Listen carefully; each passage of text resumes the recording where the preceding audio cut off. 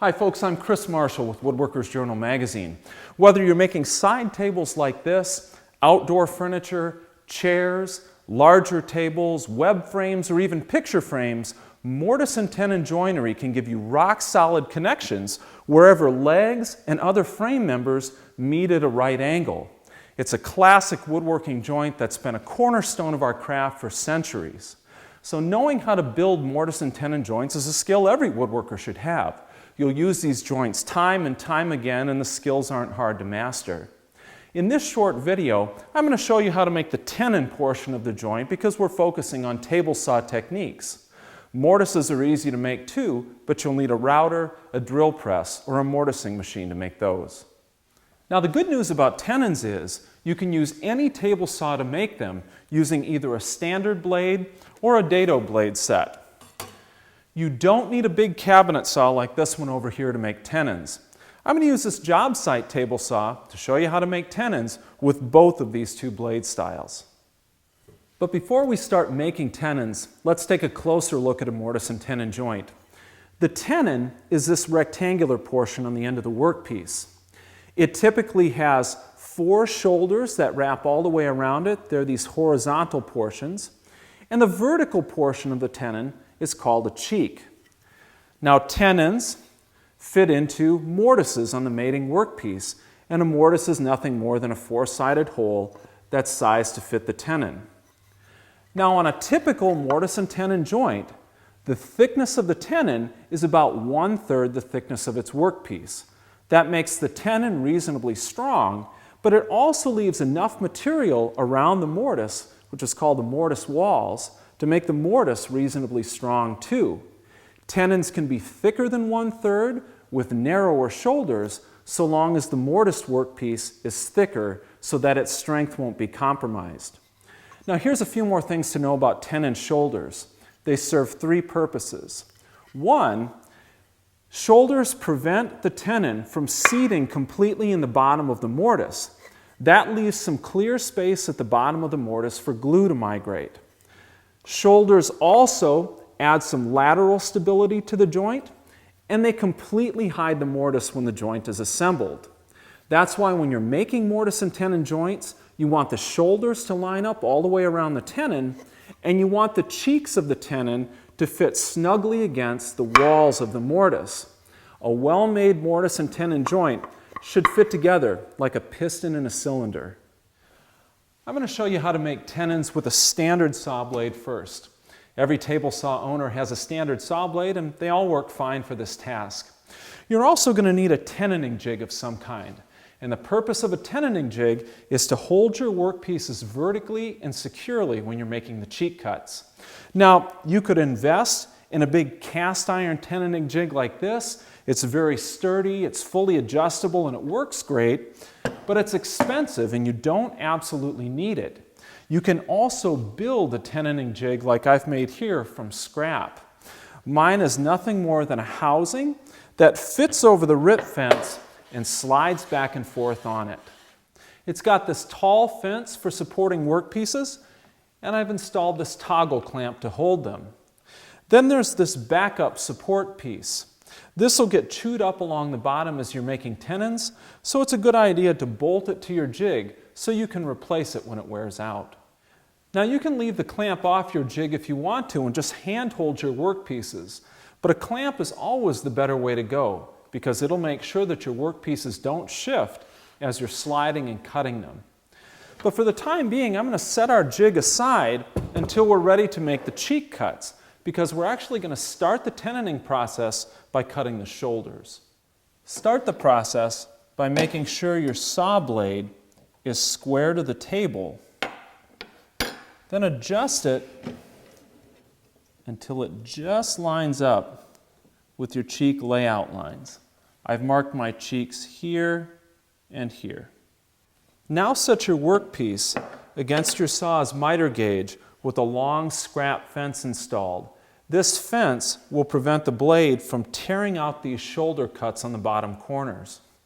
Now slide your workpiece over against your rip fence and move the rip fence and workpiece together until the outside of the blade just lines up with your shoulder lines. I've marked my shoulder lines right here. Lock the fence.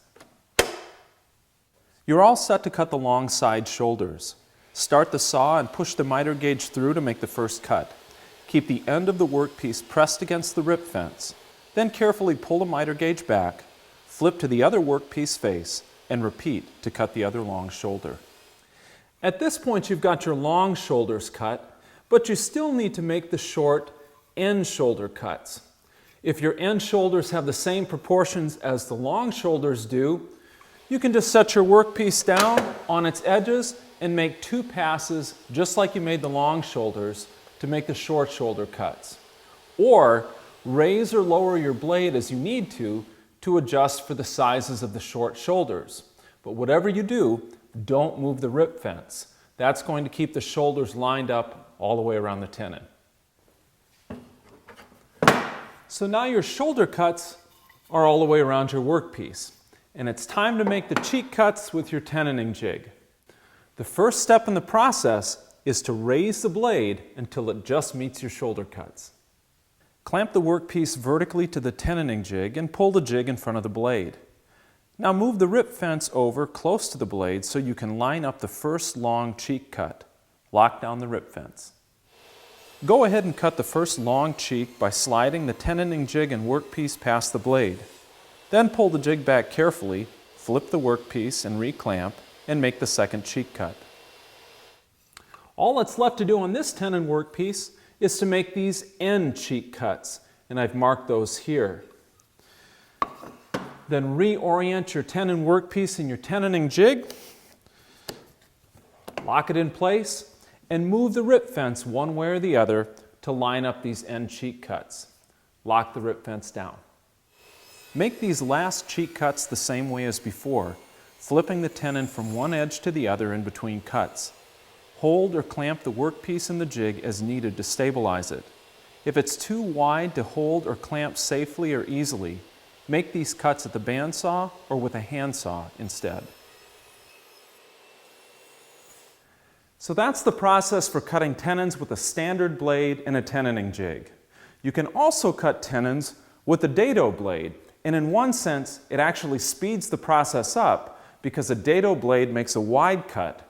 So unlike with a standard blade, where you have to make separate setups to cut the cheeks and shoulders, a dado blade cuts the cheeks and shoulders in one operation, and you don't need a tenoning jig. Start the process by stacking your dado blade to between 1/2 and 3/4 of an inch wide. The specific width doesn't really matter because the purpose of the dado blade here is to cut away a lot of material in just a few passes. Now raise the dado blade until the teeth intersect the cheek layout line of the tenon with the workpiece laying flat on the table. The dado blade's all set for making the cheek cuts, but you still have to set up the saw for cutting the shoulders because the cheek and shoulder cuts happen at the same time. So set these cuts up the same way as you did when cutting shoulders with a standard blade. Use your miter gauge with the scrap fence attached, set your workpiece against it, bring the rip fence over, and move all 3 together to line up the outside face of the dado blade with your shoulder layout line, and then lock the fence. Make the long shoulder cuts first in 2 passes over the dado blade, flipping the workpiece between passes.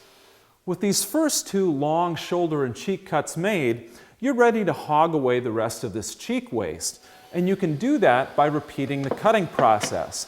Slide your workpiece down the miter gauge, make a pass, pull it back over the dado blade again, and reset for the next cut. Leave your rip fence locked right where it is. Once you've worked your way down the end of one cheek, flip the workpiece over and clean off the second cheek. Now the short end shoulders and cheek cuts are just as easy to make, especially if you don't have to change the blade height. This time, set your workpiece on edge instead of on its faces and cut away the waste, starting with the shoulders. In a nutshell, that's all there is to cutting simple tenons with either a standard blade or a dado blade set. Either one of these two methods will give you good results. However, a standard blade will often give you a smoother, cleaner finish. It all depends on the cutting quality of your dado blade set and how splintery the wood is that you're cutting. So give both methods a try and see which one you prefer. It's always good to have options and to fine-tune your tenon cutting skills. Thanks for watching.